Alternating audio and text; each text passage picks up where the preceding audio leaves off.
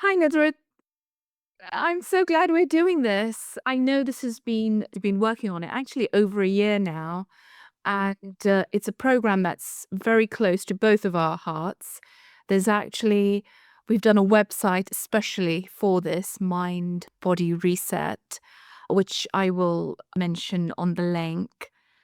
And I think the birthing of this, I'm going to speak really quickly about this before we go into the particular topic we've decided to go live on today is what is going on right now and where do women need help, although they don't know it, just to move them along in terms of stepping into their power and not giving it away to external sources.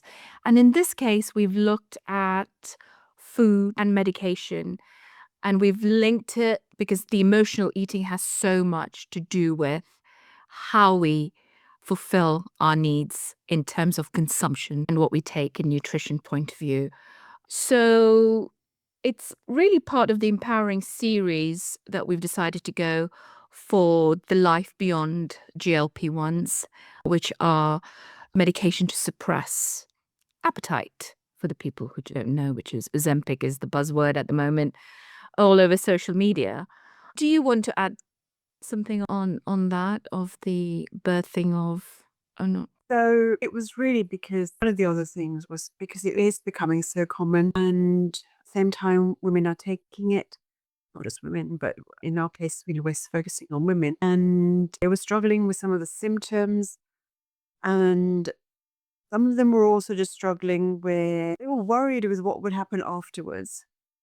They were worried with what would happen afterwards because obviously, if you're doing this privately, there's a cost associated with it. And and a lot of women have dieted in the past. They've resorted to these sort of medications because they've dieted in the past and those diets haven't worked for them. Or they've worked temporarily, or they've yo-yo dieted. And they found that following a diet, the weight comes back on, maybe more, and then they go on this constant cycle. And obviously they don't want this to be another one of those. And in this case, it's probably a cost also associated with it if they're doing it privately. And so that's one thing. But at the same time, you're also experiencing and you're hearing stories of women that have really suffered with it as well. Because there are symptoms. It's a medication, like most medications. So women do need a bit of support. So because there is a case for some women to take it, and I'm not dismissing it at all. Some women, there is a need, there is a requirement, and maybe medically they have to take it.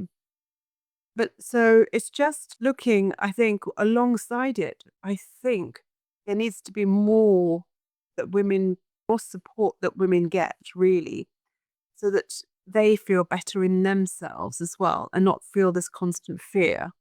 And it's interesting to see how we've gone from the different types of trying to control our appetite or not, or overconsumption in some ways, and to the extreme now we've gone where the medications is basically taking over our bodies. We really don't have so much control, and there's documented side effects, which one of them going to talk about is digestive health.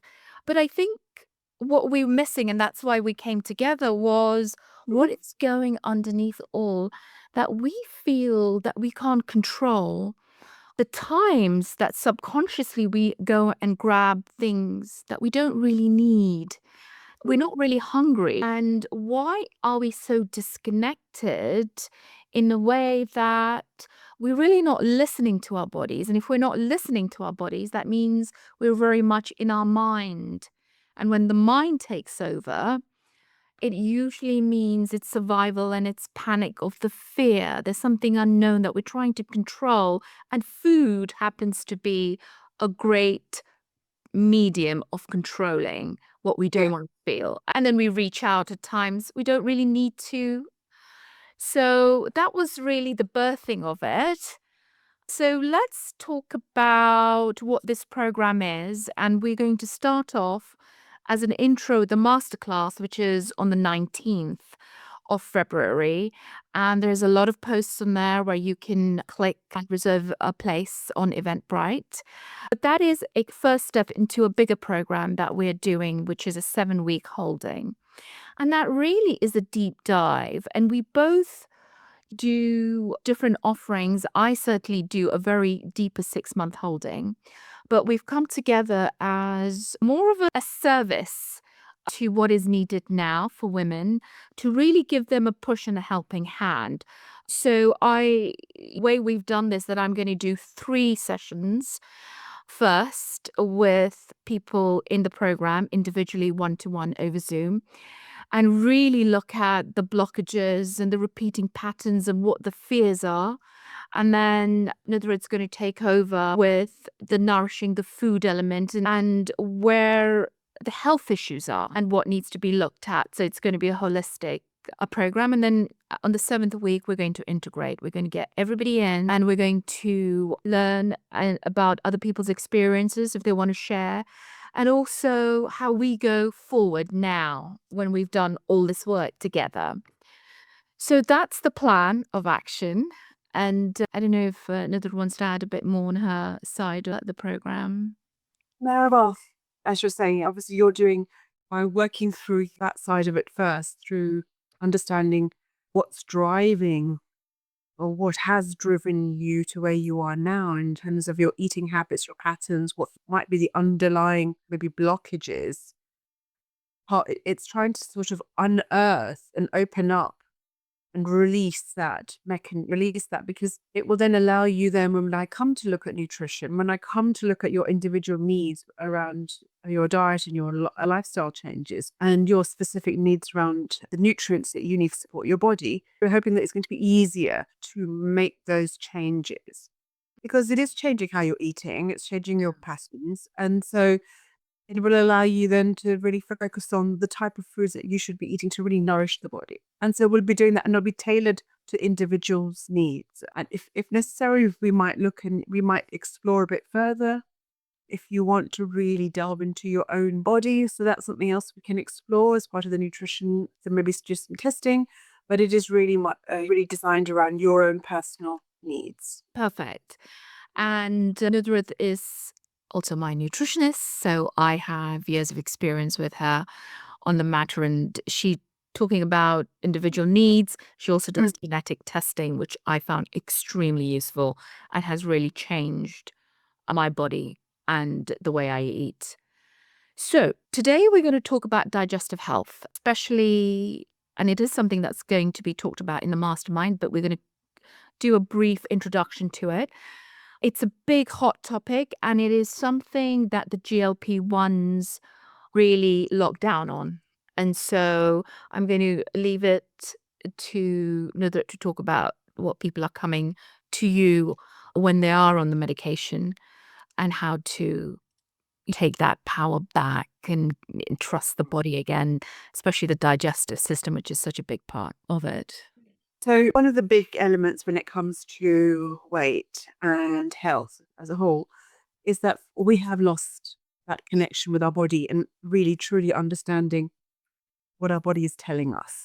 And because we do a lot of things now on autopilot, it's years of just managing, running, and we've built up these habits. And there could have been many reasons why that's happened. But as a result of that, we've lost that signal. And our body should be able to tell us when it is full, when it is hungry. And that is this mind and this brain and this gut-brain connection. And if that's dysregulated, that's when we start seeing these patterns come and seeping in. And so what GLP-1 is doing, the medications, we produce GLP-1 naturally. It's a hormone, produce it naturally, but it's released in our gut. And it really does signal to the body, or to the brain rather, it's telling us that that's it, we've had enough. And so it helps to reduce our appetite, manage blood sugar, reduce our appetite. But the problem is that, as I said before, if we have lost that innate ability to really listen and respond, this is where this sort of dysregulation starts seeping in or creeping in.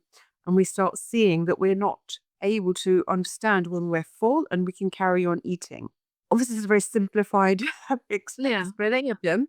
So what these medications are doing is that they are hooking on and to the receptors in the body to tell them that we're now full. As a result, it also slows down gastric emptying. So therefore slowing down digestion, slowing down that transit time of our food through our digestive system. And it's that slowing down and which gives you that feeling of fullness, but at the same time, what it can do is it can cause chronic constipation, for example, bloating, cramping, because if you're slowing down digestion for some people, maybe that means that you're not digesting, you're not producing the enzymes to digest the food properly.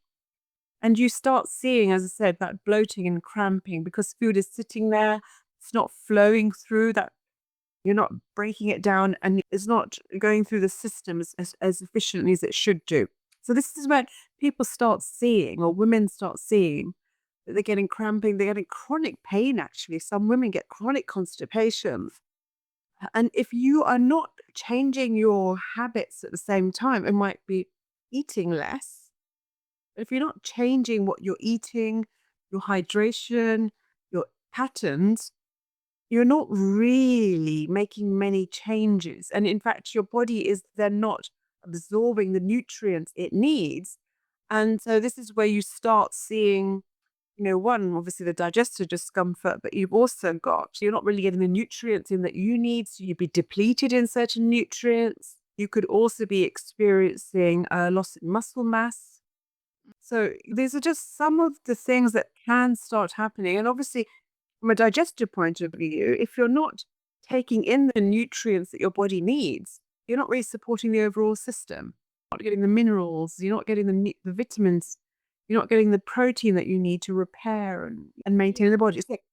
So this is what you see a lot of in terms of digestive complaints with a lot of women. Thank you. And one of the things that you mentioned in the beginning was that our bodies produce it naturally. But that disconnection with the mind and body, we lose that because the word survival is mentioned a lot all through social media. And what does it really mean? It means that we're programmed to see what we need to do. And it's almost like we manage in terms of controlling our lives in a way that we see what perfection is. And then that becomes endless, and we're constantly juggling to make sure that there is no risk. And we exactly know where our children are and what we can do with the parents. And it's sort of you leave your body and let your mind take over. And this is what I'm going to is to look at the programming that you're automatically doing. And as much as we all read self-help books, do courses and so forth, there is in this space and the work I do with the trauma and the wounds and triggers, and I'm going to really talk about what that trigger really means.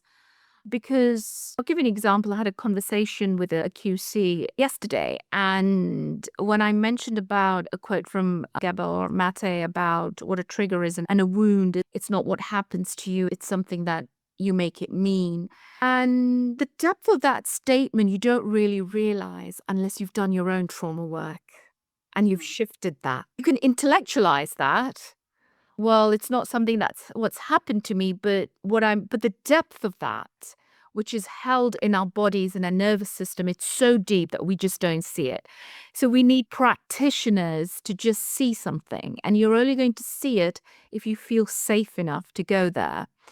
And it's usually people who do deep trauma work on themselves have a real seeing to manage that. So I'm really going to look at where you go into automatic mode and where you ignore the body signals when it's telling you, actually, you don't need to eat anymore. It's your natural body. So it's trusting what Nudra has said about it's giving you the signals, it's telling you what it needs, but you're not picking up the signals. So my work is where is it that you, and why is it that you're not picking up the signal? So you are self-aware of it. And so then it loses its charge. Soon as you see it, it's not a blind spot anymore.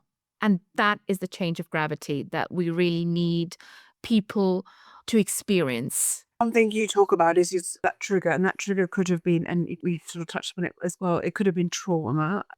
And our body, they hold on to that at a very deep cellular level. And if the body at a very cellular level is constantly in that fight or flight, it's very difficult to move to rest and digest. And so by its very nature, if you're not resting and digesting, you're not really, those signals are not really being effectively not distributed, but they're not visible, or they're not being heard. Your body's not producing them sufficiently enough for you to allow you to really read into them.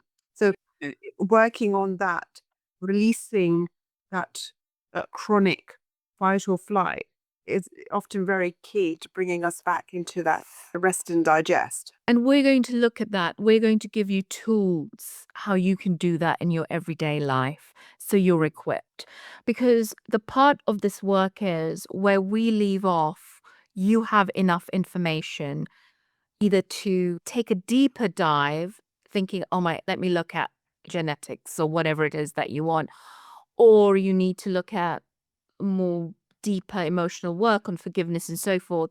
But all this work really is, and this is something I'm very passionate about, it's not this ongoing weekly that goes on for years therapy. This is about your self-awareness, so you're equipped to see what's being bumped into you Exactly. so you can take care of it. That's the thing. I came across someone was saying to me last week, actually, that I was so good just before Christmas, and then Christmas, all these things, your routine changes, and then you're off the wagon as such. And then I can't get back onto the wagon. And actually, life does happen. You're not going to sit in a bubble. Life does happen. But what we need are the tools to equip ourselves, or the strategies to allow us to continue, learn from what's going on around us. Maybe it's boundaries, maybe it's just being a bit more accepting and not reframing it very negatively that I've come off the wagon. It's just different ways of looking at and having strategies in place to continue onwards, really. Perfect. Absolutely. I don't want to take this live session too long because Sorry? so I think enough for people to get an idea of our work and what they'll get out of it, really, which was very important. So we'll be doing these lives on a daily basis, just quick ones, prior to the 19th. So you have an idea and what you'll be getting in when you step into our container. Thank you so much. Thank you. Bye.